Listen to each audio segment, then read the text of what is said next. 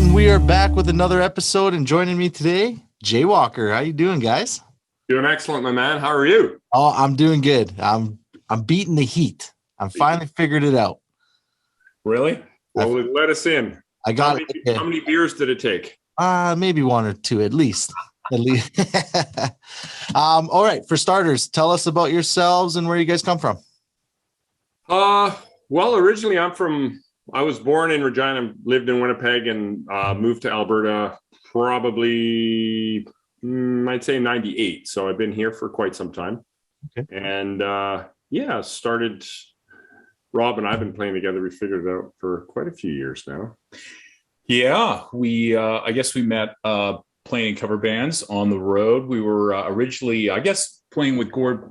We were some of the original guys that played with Gord Banford's band. We were his guys, I guess you could say. And that's how we sort of formed our own little act called Utter Madness. And that's UDDER. Utter Madness, correct? Until mad cow disease hit, which was like a few months later, and then it wasn't so funny. Yeah, fair enough. So that was sort of the beginnings of us working together there in the early 2000s. So okay, nice. And you guys had a band, Hey Romeo. Is that correct? That's correct? Yep, that's right. Yeah, we did that for what, 15 years? Not that long. It just felt 10? like that, Darren. Felt like it, yeah. Yeah. A band called Hey Romeo. We did 5 records with that band. And played in 7 different countries, and we did 5 records. And we got lucky with a couple of CCMA awards. So there's quite a history, with it. And so we're proud of it, and we just built on that. We just weren't tired of banging our heads against the wall. So that's fair. Perfect. And now here we are. JayWalker, tell me about the name. How'd you guys come up with JayWalker? Well, we were on our way actually with our significant others, and they really had a request to go see Bruno Mars. And so we went to go see Bruno Mars, and I guess pretty much on the way to the arena, we were in a bit of a hurry, and it was like had been lamenting over this band name for quite a while, and we had a bunch of ideas, and none of them were sticking. I'm like, and we're running across the street, and I'm like, hey, we're jaywalking. And then it was like, oh, that might just stick, JayWalker. And so we kind of continued with that as the working name. And sure enough, here we are. Here we are. Perfect. All right. So this past year, COVID, pandemic, tell us your biggest struggles you guys went through with pandemic. No gigs. Yeah, that was the big thing, for us. Our careers have always been based on touring and playing live for people. And that just instantly the door was slammed, and there was nothing going on. And we had just the week after COVID hit, we were supposed to be releasing a new single, and we were shooting a video, and we were releasing that. And we thought, okay, maybe, 3 months and we'll reassess, but it just kept going on and on and on. So that was really the toughest thing, was just, having nobody to play for in that whole community of music where you get, you're used to, feeding off an audience, and to not doing it was a huge, huge change. And then, I guess the second biggest thing is just trying to, figure out all that online social media stuff, right. Trying to get, trying to pick up that game, because that was not something that we really focused on. It was part of what we do because we know it's important, but now it's a little more streamlined for us. So that was a learning curve as well, trying to get that all happening. Well, that was the only way you're going to connect with anybody is on, through social. So it's just like, okay, so just do that all the time until this is over. Yeah, for sure. Okay. And what would you say is one good thing you guys got out of it? Songs. Yeah. Lots of writing. An appreciation for long drives in the van to gigs. which we are going to do once we're done with our interview with you. We are going to get in the van and dust off. Actually, it's funny. I was packing before the interview, and I was like dusting off my suitcase. I'm like, oh, I got to clean this thing off. It's like, it was so forgot funny. how to pack. I'm like, what? It was so funny. Cody, I was like, I don't know what I'm going to forget, but hopefully I can just buy it there. That or you're going to pack too much. I guess it's better than having nothing at all, right? Yeah, for sure. Perfect. Okay, you guys have been the direct support acts for artists such as like Alan Jackson, Sugarland, Terry Clark, and more. Is there a favorite memory you guys have for opening up for these guys? Alan Jackson was really unbelievable for us because they were arena shows, which was quite amazing.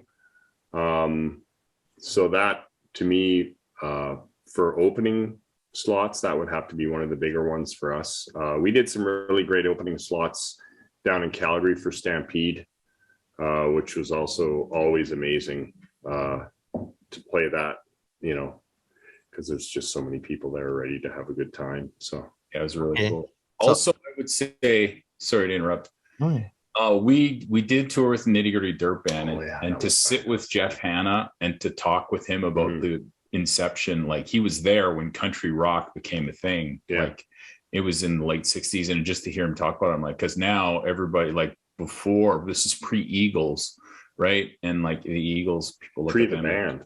Yeah, and it's like, hey, he was there at the beginning, and it's like, to just a whole style of music that country is kind of based on, and so many bands it's just like to hear him talk about it. It's like, okay, that guy right there, he was there. It was really wild, and to play with them, and they brought us on stage as they do with their openers, and it was to play a song with them, and it was like, really special. Like that's a memory that we'll have forever.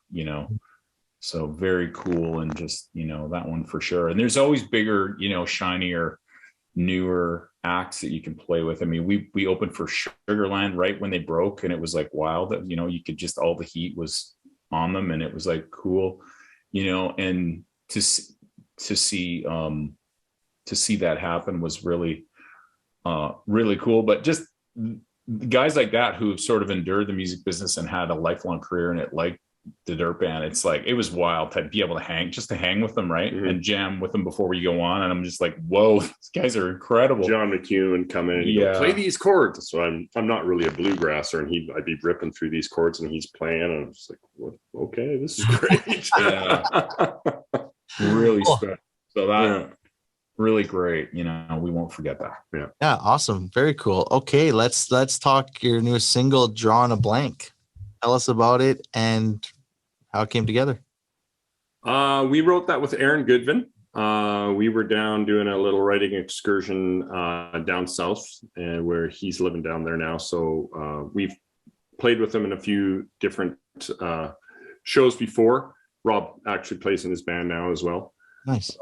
So he gave him a call, and he came over to the house, and we sat and went through a whole bunch of titles and ideas that we had, and he had stuff that he had, and we're going back and forth, and nothing was really sticking. It's just, that's cool. I don't know. This is cool. Yeah, sure.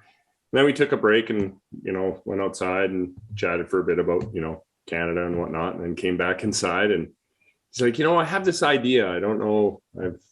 It's kind of weird, but maybe you guys would like it. It's, the hook's called Drawing a Blank. And well, that's kind of interesting.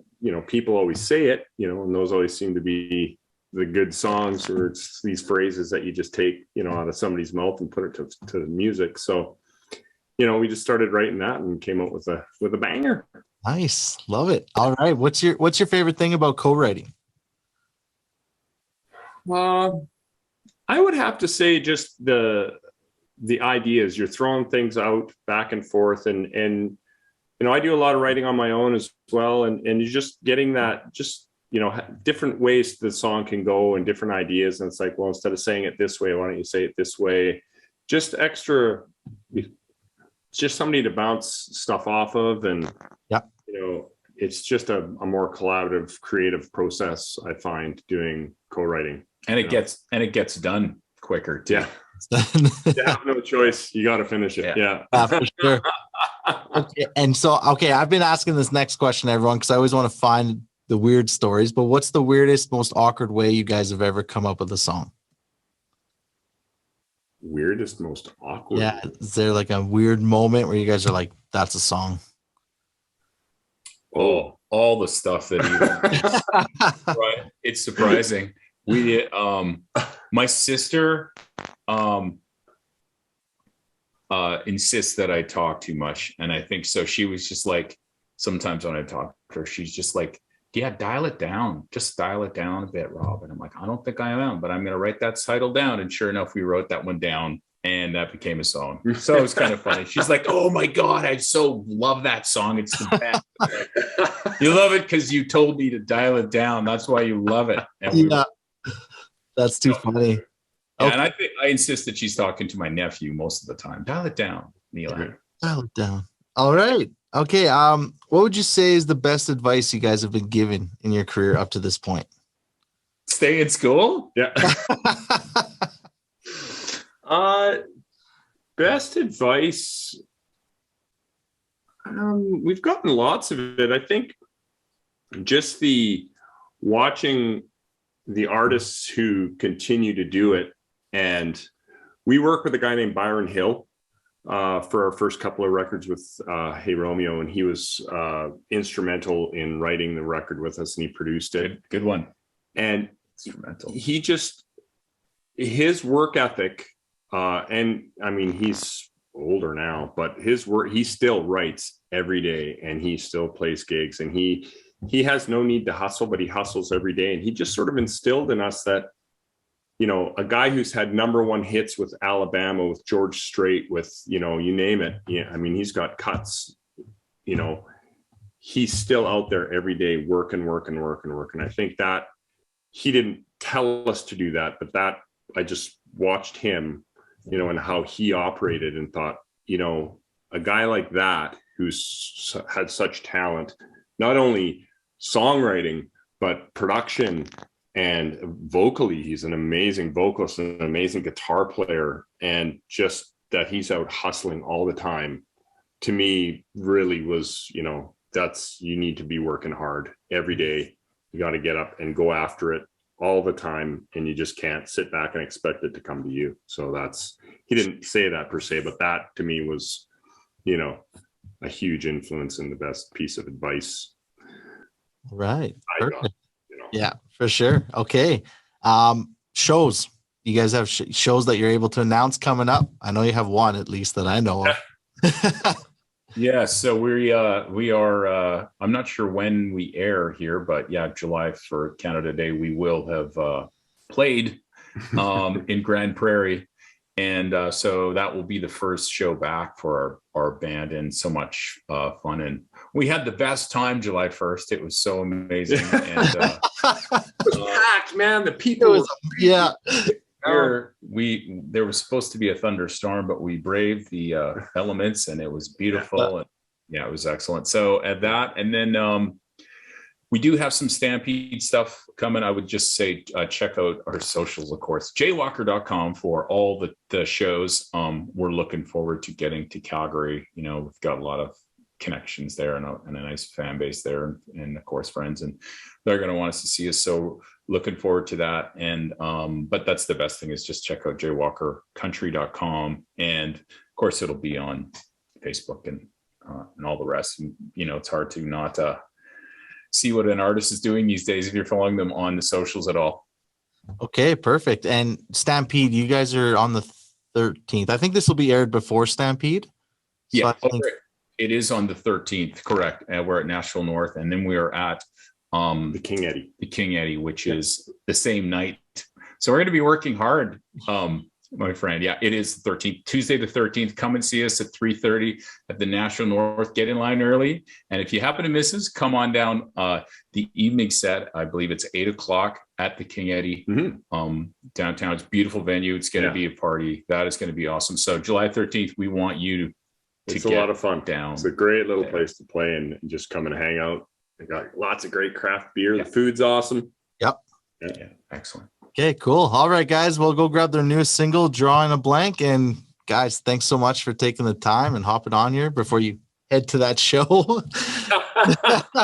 Thanks, brother. Appreciate I it. gotta say, your studio looks cool. All the Yeah, lighting man. looks deadly. Yeah. Oh, thank you. I tried to make something different, you know.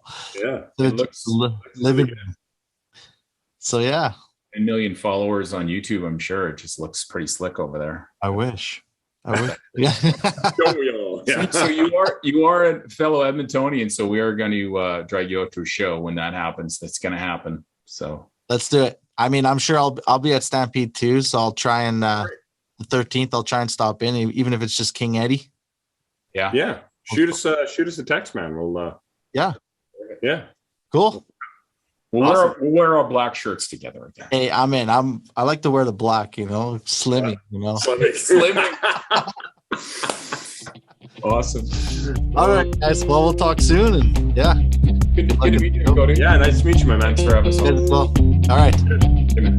Okay.